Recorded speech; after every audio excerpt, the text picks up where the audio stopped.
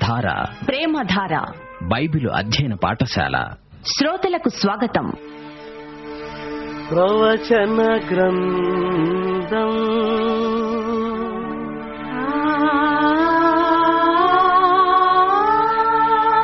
దానియేలు గ్రంథం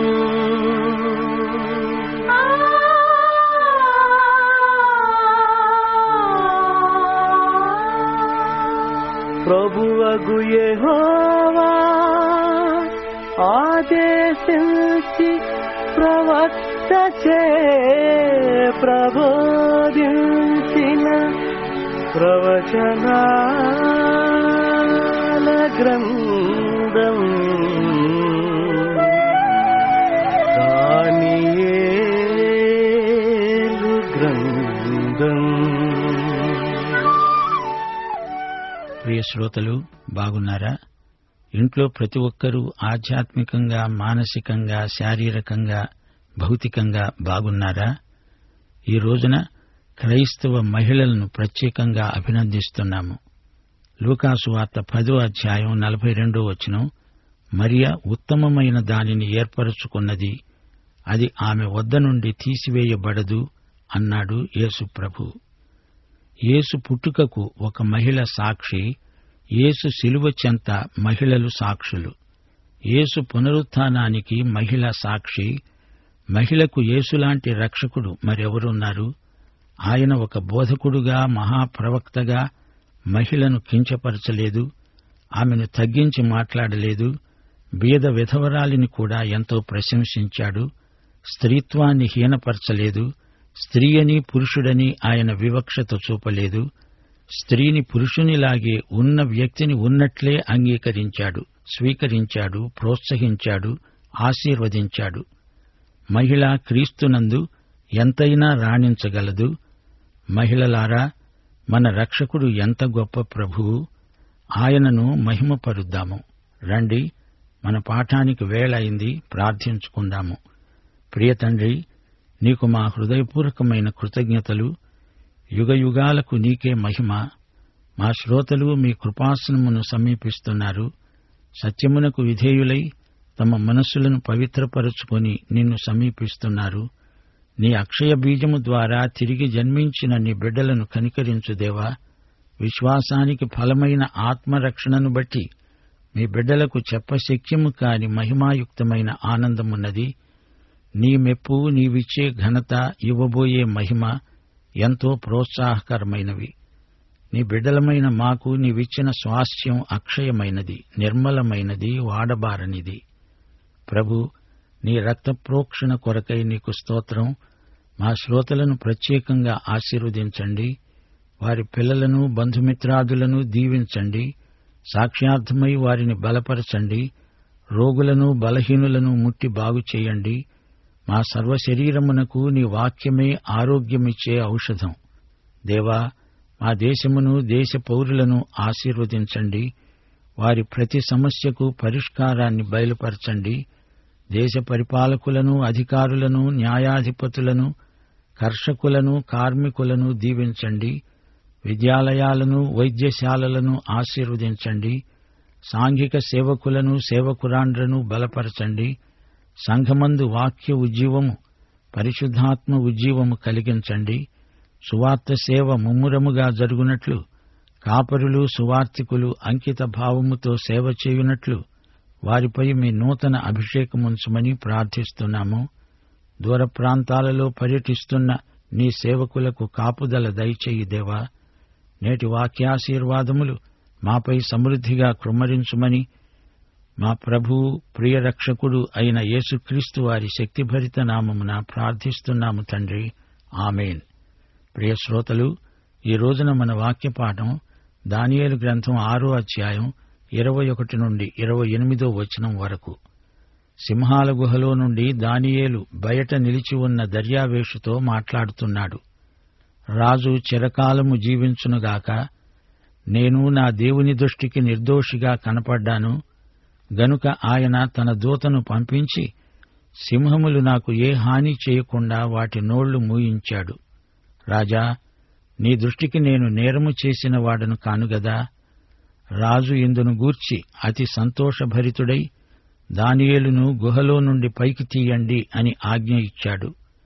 బంట్రౌతులు దానియేలును బయటికి తీశారు. అతడు తన దేవుని యందు భక్తిగలవాడైనందున అతనికి ఏ హాని కలుగలేదు. రాజు ఆజ్ఞ ఇవ్వగా దానియేలు మీద నిందమోపిన ఆ మనుష్యులను వారు తోడుకొని వచ్చి సింహముల గుహలో పడద్రోశారు.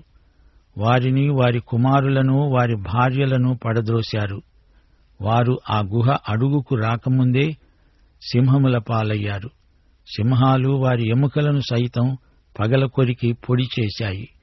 అప్పుడు రాజైన దర్యావేషు లోకమంతట నివసించే సకల జనులకు, రాష్ట్రములకు, ఆయా భాషలు మాట్లాడేవారికి ఈలాగు రాయించాడు: మీకు క్షేమాభివృద్ధి కలుగునుగాక. నా సముఖమున నియమించినది ఏమనగా, నా రాజ్యములోని సకల ప్రభుత్వములందుండు నివాసులు దానియేలు యొక్క దేవునికి భయపడుతూ ఆయన సముఖమున వణుకుతూ ఉండాలి. ఆయన జీవము గల దేవుడు. ఆయనే యుగయుగములు ఉండేవాడు. ఆయన రాజ్యము నాశనము కానేరదు. ఆయన ఆధిపత్యము తుదమట్టుకు ఉంటుంది. ఆయన విడిపించేవాడు, రక్షించేవాడు అయి ఉండి పరమందు భూమి మీద సూచక క్రియలు, ఆశ్చర్యకార్యములు చేసేవాడు. ఆయనే సింహముల నోటి నుండి ఈ దానియేలును రక్షించాడు. ఇది రాజు రాయించిన పత్రం. ఈ దానియేలు దర్యావేషు ప్రభుత్వ కాలమందు, పారసీకుడైన కోరెషు కాలమందు వర్ధిల్లాడు. శ్రోతలు, ఈ అధ్యాయంలో దానియేలుకు వచ్చిన పరీక్షలు 3 విధాలు అని చెప్పుకున్నాము. 1 అతని పని విషయం, 2 ప్రార్థన విషయం, 3 విశ్వాస విషయం. ఈ 3 పరీక్షల్లో దానియేలు నెగ్గాడు. దేవునికి స్తోత్రం.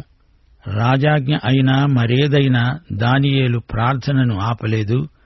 దానియేలు నుండి దేవుడు సింహాల గుహను తొలగించలేదు. సింహాల గుహలో దేవుడు దానియేలును కాపాడాడు. దానియేలుకిది విశ్వాస పరీక్ష. దేవుడు తన దూతను పంపి సింహాల నోళ్లు మూయించాడు. హెబ్రీ పత్రిక 11వ అధ్యాయం 33వ వచనం. దానియేలు దేవునికి విశ్వసనీయుడు. కీర్తనలు 18 వచనం 17. ఇదే అనుభవం దానియేలు కూడా ఉంది. విశ్వాసులందరికీ ఈ అనుభవం విశ్వాసాధిక్యానికే. బలవంతులైన పగవారు, నన్ను ద్వేషించేవారు నాకంటే బలిష్ఠులై ఉండగా వారి వశము నుండి ఆయన నన్ను రక్షించాడు. ఆపత్కాలమందు వారు నా మీదికి రాగా యెహోవా నన్ను ఆదుకున్నాడు. నేను ఆయనకు ఇష్టుడను గనుక ఆయన నన్ను తప్పించాడు. నా నీతిని బట్టి యెహోవా నాకు ప్రతిఫలమిచ్చాడు. నా నిర్దోషత్వమును బట్టి నాకు ప్రతిఫలమిచ్చాడు. యెహోవా మార్గాలను నేను అనుసరిస్తున్నాను. దోషక్రియలను నేను చేయనొల్లను. ఆయన దృష్టికి నేను యథార్థవంతుడనయ్యాను. యెహోవా నేను నిర్దోషిగా ఉండడము చూచి తన దృష్టికి కనపడిన నా చేతుల నిర్దోషత్వమును బట్టి నాకు ప్రతిఫలమిచ్చాడు. సామెతలు 11:8 వచనం. నీతిమంతుడు బాధ నుండి తప్పించబడతాడు. కీర్తనలు 37 వచనం 1 నుండి 15 వరకు. ఈ వచనం దానియేలుకు పరిచితమైన వాక్య భాగమై ఉండవచ్చు. యెహోవాను బట్టి సంతోషించు. ఆయన నీ హృదయ వాంఛలను తీరుస్తాడు. నీ మార్గమును యెహోవాకు అప్పగించు. నీవు ఆయనను నమ్ముకో. ఆయన నీ కార్యము నెరవేరుస్తాడు. ఆయన వెలుగును వలె నీ నీతిని, మధ్యాహ్నమును వలె నీ నిర్దోషిత్వాన్ని వెల్లడిపరుస్తాడు. యెహోవా కొరకు కనిపెట్టుకునేవారు దేశాన్ని స్వతంత్రించుకుంటారు. దీనులు భూమిని స్వతంత్రించుకుంటారు. బహుక్షేమము గలిగి సుఖిస్తారు. శత్రువుల కత్తి వారి హృదయంలోనే దూరుతుంది. వారి విండ్లు విరువబడతాయి. దానియేలు నేర్చుకున్న పాఠమిదే. సింహాలు నిన్ను ముట్టడించినప్పుడు దేవుని యందు విశ్వాసముంచి ఆయన వాగ్దానాల మీద నిలువు, గెలువు. శ్రోతలు వింటున్నారా? పారసీక రాజులు నేరస్తులను శిక్షించే విధానం ఎంతో క్రూరమైనది. తప్పుడు అభియోగం తెచ్చిన వారికి అదే శిక్ష విధించబడింది. వారిని, వారి కుటుంబాలను సింహముల బోనులో పడద్రోశారు. దానియేలు అతని 3 స్నేహితులు ఇచ్చిన, చూపిన సాక్ష్యాన్ని బట్టి నెబుకద్నెజరు దేవుని యందు విశ్వసించాడు. ఇప్పుడు దర్యావేషు కూడా దానియేలు సాక్ష్యాన్ని స్వయంగా చూచి యెహోవా మహిమను గుర్తించాడు. యెహోవా దానియేలును కాపాడిన విధానానికి దర్యావేషు ఆశ్చర్యపోయాడు, దేవుణ్ణి స్తుతించాడు.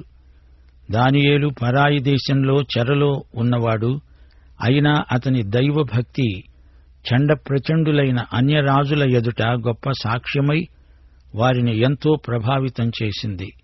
ప్రియ విశ్వాసీ, నీవు కొత్త స్థలాలలో ఉన్నప్పుడు దేవునికి, ఆయన శక్తికి, విమోచనాత్మక కృపకు నీవు సాక్షివై ఉండాలి. నీ విశ్వసనీయత ఇతరులను నీ దేవుని వైపునకు ఆకర్షిస్తుంది. రాజు రాయించిన శాసనపత్రం ఎంతో అర్థవంతమైనది.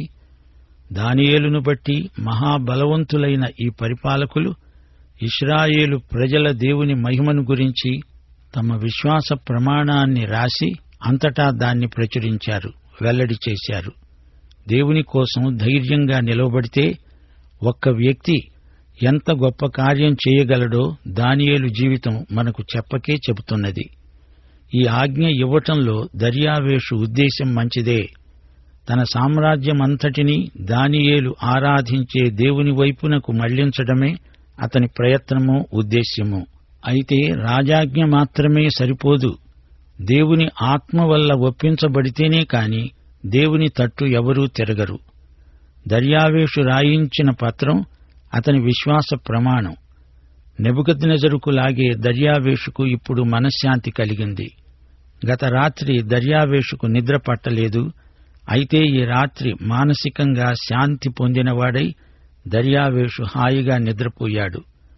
దర్యావేషు తన శాసనపత్రంలో తేటగా రాయించాడు, నా రాజ్యంలోని అన్ని ప్రదేశాలలో ఉన్న ప్రజలు దానియేలు యొక్క దేవుని ఎదుట భయభక్తులతో వణకాలి. ఆయనే సజీవ దేవుడు, ఆయన యుగయుగాలకు ఉండే దేవుడు. ఆయన రాజ్యం నాశనం కాదు, ఆయన పరిపాలనకు అంతం ఉండదు. ఆయన విమోచకుడు, రక్షకుడు. ఆయన ఇహపరములలో అద్భుతాలు చేయగల దేవుడు. ఆయనే దానియేలును సింహాల బారి నుండి రక్షించిన దేవుడు. ఎంత మంచి సాక్ష్యం!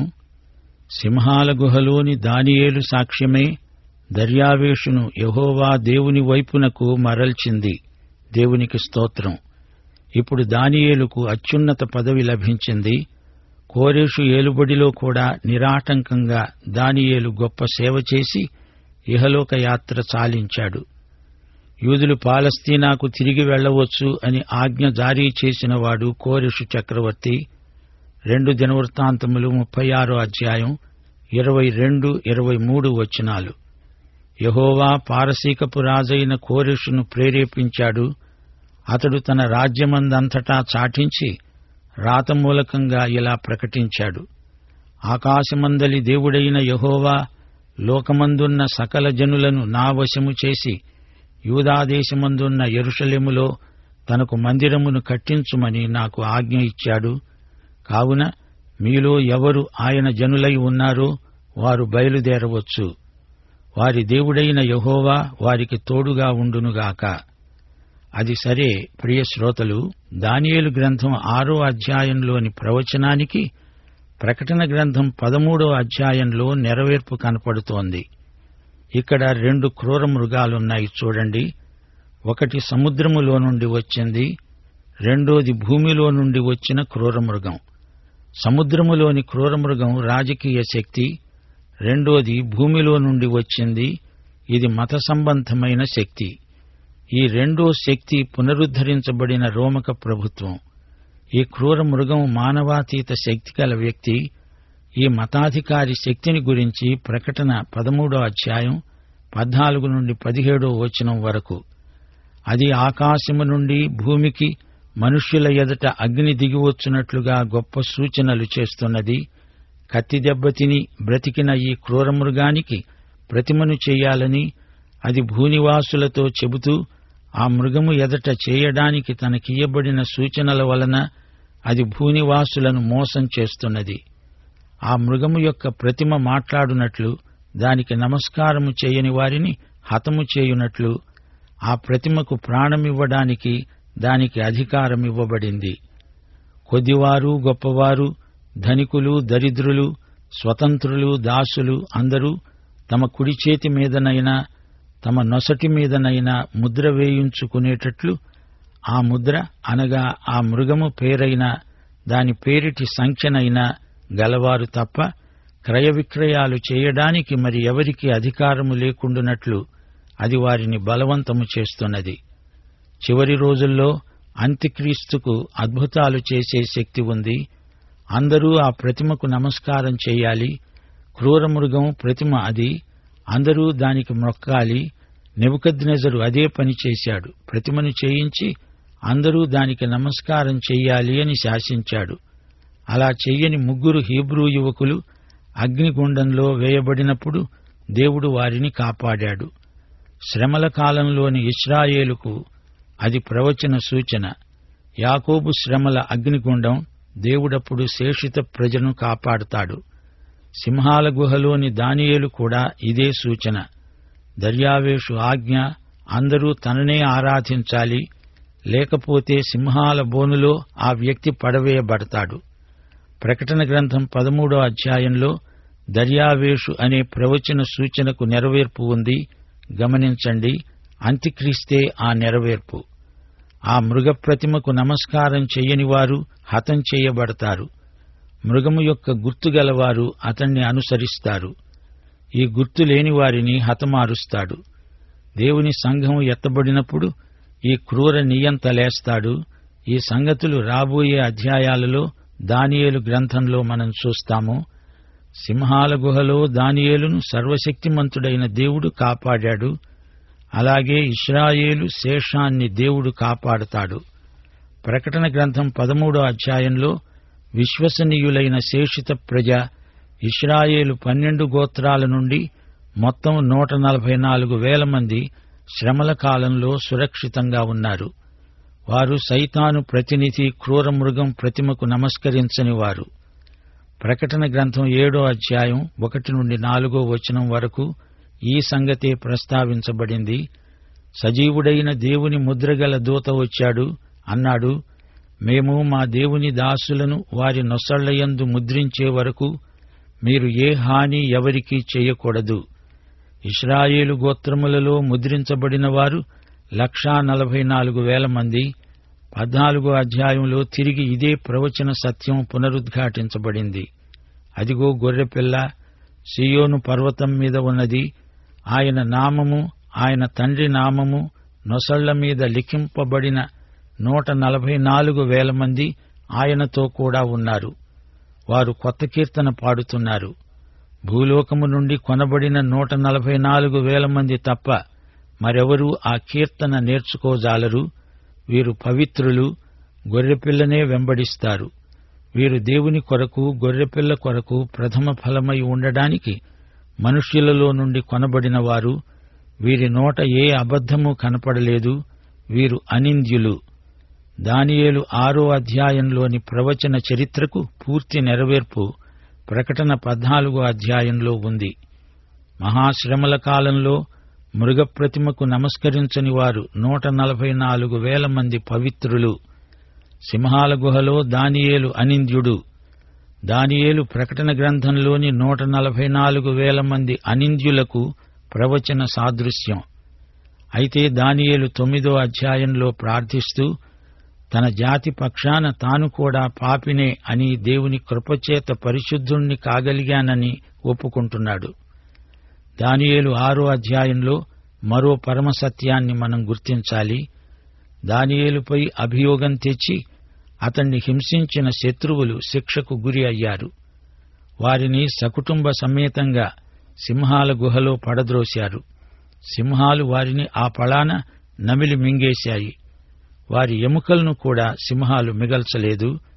దర్యావేషు ఆ తరువాత ఏం చేశాడు? శాసనపత్రం రాయించాడు. దాన్ని సామ్రాజ్యమంతటా ప్రచురం చేశారు. యేసు ప్రభువు 2వ రాకడలో దేవుని ప్రజల శేషం కాపాడబడుతుంది. శత్రువులు పూర్తిగా సంహరించబడతారు. దేవుని ప్రవచనాల నెరవేర్పు సూచనలు ఈ రోజున మనం చూస్తున్నాము. ప్రభువు రాకడకు సమస్తము ఆయత్తమవుతూ ఉంది. జాతులకది తీర్పు దినం. దానియేలు తన దేవుని యందు భక్తి గలవాడైనందున అతనికి ఏ హాని కలుగలేదు. అదే మాట, అదే సాక్ష్యం మహాశ్రమల కాలంలో దేవుని ప్రజలందరి పట్ల నెరవేరుతుంది. దానియేలు దేవునియందు విశ్వాసముంచినవాడు. ప్రియ శ్రోతలు, గ్రహించండి, తీర్పు రాబోతోంది. యేసుక్రీస్తును స్వకీయ రక్షకుడుగా అంగీకరించిన వారు కంగారు పడనక్కర్లేదు. వారికి రక్షణ ఉంది, కాపుదల, సంరక్షణ ఉంది. దేవుడు వారిని సురక్షితంగా ఉంచుతాడు. శ్రమల కాలం త్వరలోనే రాబోతోంది. అంత్యక్రీస్తు ఆధిపత్యం, అధికారం సమూల నాశనమవుతాయి. ప్రకటన 16:21 5 మణుగుల బరువుగల పెద్ద వడగండ్లు ఆకాశము నుండి మనుష్యుల మీద పడతాయి. ఆ వడగండ్లు మిక్కిలి గొప్పవైనందున మనుష్యులు ఆ దెబ్బను బట్టి దేవుణ్ణి దూషించారు. ఇంకా ఎన్నెన్నో ఉత్పాతాలు కలుగుతాయి. తెగుళ్లు, కరువు, రోగాలు, యుద్ధములు, రక్తపాతం. శ్రోతలు, వీటి నుండి తప్పించుకోవాలంటే దానియేలు మాదిరిని అనుసరించాలి. యేసుక్రీస్తును అంగీకరిస్తే, ఆయన వాగ్దానాలు నమ్మి ఆయన యందు నిరీక్షణ ఉంచితే నీవు, నీ ఇంటివారు రక్షించబడతారు. దైవాశీస్సులు, ప్రభువైన యేసుక్రీస్తు వారి కృప, తండ్రి అయిన దేవుని ప్రేమ, పరిశుద్ధాత్మ యొక్క అన్యోన్య సహవాసము మనకందరికీ సదాకాలము తోడై ఉండునుగాక. ఆమేన్.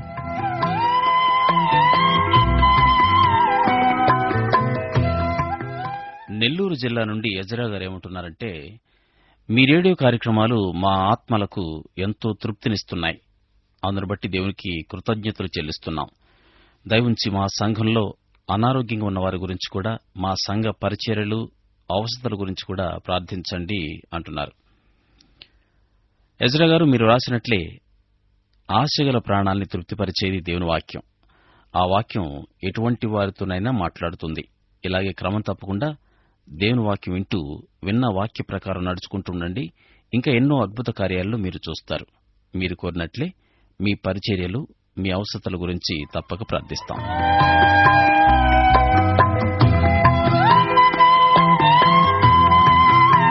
డోర్నకల్ నుండి హుస్సేన్ బీబీ ఇలా అంటున్నారు, మీ కార్యక్రమాలు చాలా బాగుంటున్నాయి.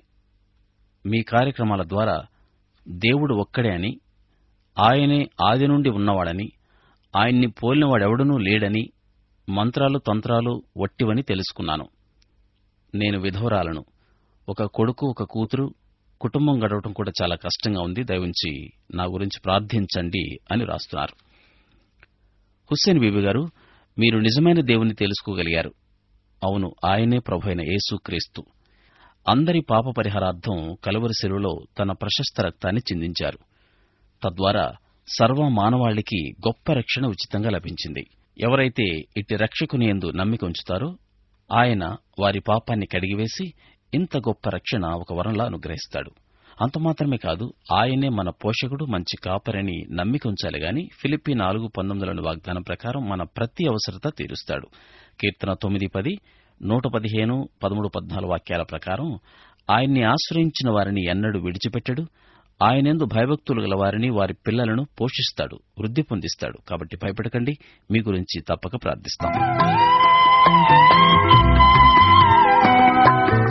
తర్వాత మరొక సహోదరుడు గాబ్రియల్ గారు ఇలా రాస్తున్నారు, మీరు ప్రసారం చేస్తున్న కార్యక్రమాలను ప్రతిరోజు వింటున్నాం.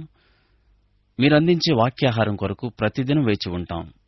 మా జీవితాల్లో ఆయా పరిస్థితులు ఎదురయ్యే అనేకమైన కలతలు, కలవరాలు, ఈతి ఇబ్బందులు, బాధలు, శోధనలు కలిగినప్పుడు, ఈ ఆటుపోట్లకు ఎంతగానో కృంగి కృషించిపోయినప్పుడు, ఎటుతోచని పరిస్థితిలో ఉన్నప్పుడు మీరు వినిపించే వాక్యం ద్వారా మరలా మాకెంతో ఓదార్పు కలుగుతుంది. అంత మాత్రమే కాకుండా ప్రభు రాకడ బహు సమీపంగా ఉన్న ఈ దినాల్లో మా ప్రవర్తనను ఏ విధంగా చక్కదిద్దుకోవాలో మీ యొక్క కార్యక్రమం ద్వారా తెలుసుకోగలుగుతున్నాం.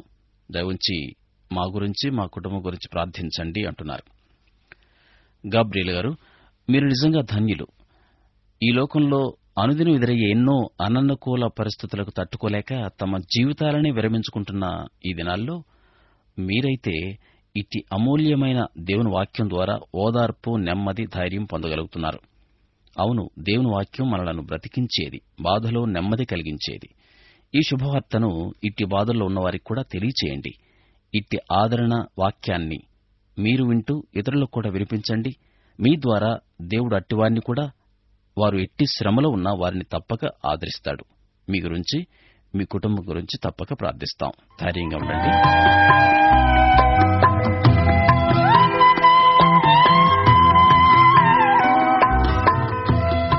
ఇక దేవులపల్లి నుండి వెంకటేష్ గారు ఇలా రాస్తున్నారు. నాకు అసలు దేవుడంటే తెలియదు, దేవుణ్ణి నమ్మలేదు. అలాంటి స్థితిలో ఒకరోజు సడన్ గా రేడియో పెట్టాను. అప్పుడు అపోస్తలుడైన పౌలు గురించి మీరు చెబుతున్నారు. అతని గురించి చెప్పిన మాటలు నా హృదయాన్ని కదిలించి వేశాయి. ఇక ఆ రోజు నుండి ఈ రోజు వరకు క్రమంగా ఈ కార్యక్రమాలను వింటూ ఉన్నాను అని. వెంకటేష్ గారు, దేవుని కార్యాలను, మన కోసం ఆయన చేసే ఏర్పాట్లను మనం గ్రహించలేం. అవి మన ఆలోచనలకు అంతుపట్టవు. అటువంటి గొప్ప కార్యం రేడియో ద్వారా దేవుడు మీ జీవితంలో చేయటం ఎంతో అద్భుతమైన విషయం. ఇలాగే ఇక ముందు కూడా దేవుని వాక్యం వింటూ ఉండండి. దేవుడు మిమ్మల్ని బలపరిచి మరిన్ని అద్భుతాలు మీలో తప్పక జరిగిస్తాడు. అవును, ఆయన పేరే అద్భుతకరుడు.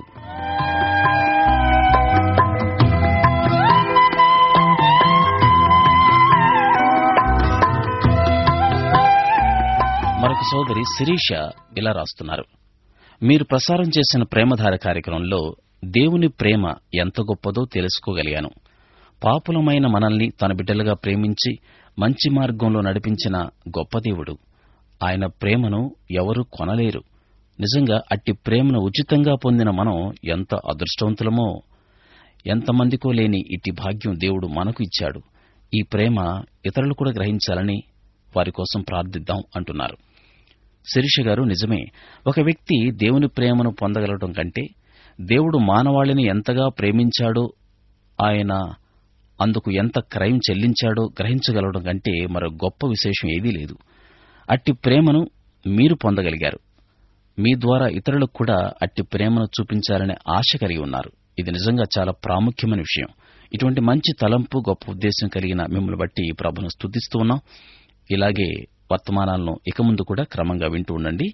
ఇంకా మరెన్నో గొప్ప విషయాలు మీరు తెలుసుకోగలుగుతారు. ప్రభు మిమ్మల్ని దీవించునుగాక.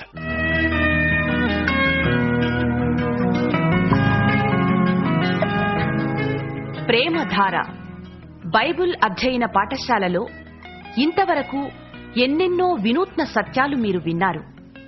మీరు విన్న విషయాలను గురించి ఇంకా వివరంగా తెలుసుకోవాలని ఆశిస్తే, ప్రస్తుతం మీరు వింటున్న దానియేలు గ్రంథ వర్తమానాలపై గొప్ప దేవుడు అనే చిన్న పుస్తకాన్ని సిద్ధం చేస్తున్నాం.